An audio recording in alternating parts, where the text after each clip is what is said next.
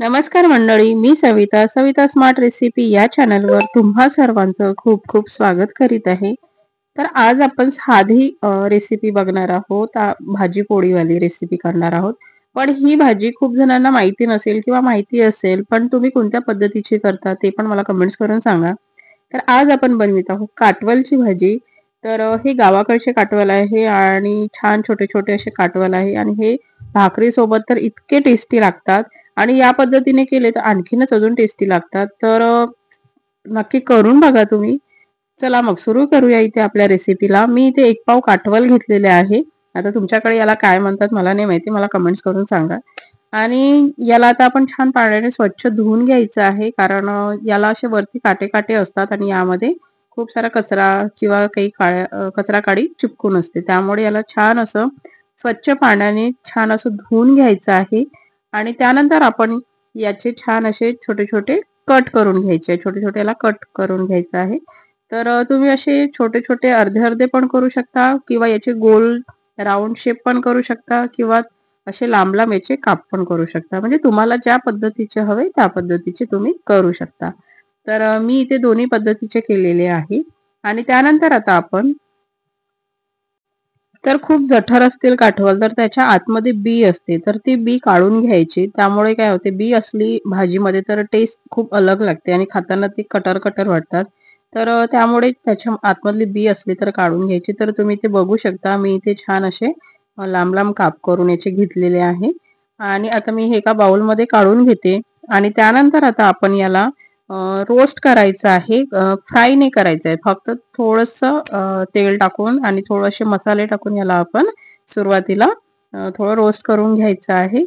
तर मी आता इथे 1 चमच तेल टाकलेलं आहे आणि त्यामध्ये अर्धा चमच जिरा टाकलेला आहे आणि त्यानंतर आपण जी काटवल कट केलेले आहे ते टाकून घ्यायचे आहे. आणि यावरच मी आता थोडासा आपला गरम मसाला, अर्धा चमचपेक्षा कमी चाट मसाला आणि धना पावडर आणि अर्धा चमच हळद हे ॲड केलेली आहे. आणि आता हे छान मिक्स करून घेते. आणि मिक्स झाल्याच्या नंतर आता आपण याला फक्त थोडं 5-7 मिनिटं याला शिजवून घ्यायचं आहे. म्हणजे इथे छान शिजले की आपल्याला तिकडे जास्त वेळ शिजवायची गरज नाही आहे. आणि आपण या पद्धतीने केल्यामुळे काय होते काटवलमध्ये जो कडवटपणा असतो तो चालला जातो आणि खूप टेस्टी लागतात. मसाल्यामध्ये ऑलरेडी ते पहिलेच रोस्ट झालेले असतात. त्याच्या आतपर्यंत मसाला मुरलेला असतो. त्यामुळे या पद्धतीने केले तर खूप टेस्टी लागतात. तर आता इथे बघू शकता आपले इथे काटवाला छान असे सॉफ्ट पण झालेले आहे आणि छान कलर पण आलेला आहे. मसाल्याचा कलर यावर चढलेला आहे. तर आता आपण याला फोडणी टाकून घेऊया. तर त्यासाठी इथे मी कढई घेतलेली आहे. कढईमध्ये मी 2-3 चमच तेल टाकून घेत आहे.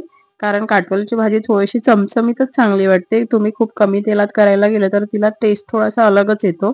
तर त्यामुळे मी इथे 3 चमच तेल टाकलेलं आहे. तेल गरम झाल्याच्या नंतर मी इथे 7-8 दाणे मेथीचे घेतलेले आहे आणि त्यानंतर मी मोहरी अर्धा चमच घेतलेली आहे आणि जिरा आपण आधीच रोस्ट करण्यामध्ये टाकल्यामुळे मी जिरा नाही टाकलेला आहे. आणि आता या वरून 3 कांदे घेतलेले आहे. कांदा छान भाजून घेतलेला आहे. आता कांदा झाल्याच्या नंतर यामध्ये मी 7-8 पाकळ्या लसूणच्या त्याला ठेचून घेतलेल्या आहे. पेस्ट नाही केलेली आहे. ठेचून घेतलेले आहे आणि तो टाकलेला आहे. त्याला थोडंसं परतून घेतलं. त्याच्यानंतर मी इथे 1 टमाटर बारीक चिरून घेतलेला आहे आणि त्याला पण आता छान असं शिजवून घेतलेलं आहे. त्यानंतर यामध्ये मी 2 चमच चिली पावडर घेतलेला आहे. 1 चमच मीठ घेतलेलं आहे आणि हळद आपण सुरुवातीलाच टाकली असल्यामुळे मी इथे आता हळद ॲड नाही करत आहे. आणि त्यानंतर आपण जे रोस्ट केलेले काटवल आहे ते यामध्ये टाकून घ्यायचे आहे आणि याला छान असं परतून घ्यायचं आहे. सर्व मसाला एकजीव यामध्ये करून घ्यायचा आहे.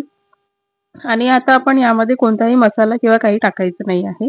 कारण आपण सुरुवातीलाच यामध्ये धना पावडर, चाट मसाल्यामुळे काय होते याला छान असं आंबट-चिंबट छान असं चव येते. आणि गरम मसाला पण इथे ॲड केलेला असल्यामुळे आपण आता इथे काहीही टाकायचं नाही आहे. तर आता इथे हे छान मिक्स झालेलं आहे आणि मी आता थोडंसं इथे फक्त अर्धा ग्लास पाणी घेत आहे.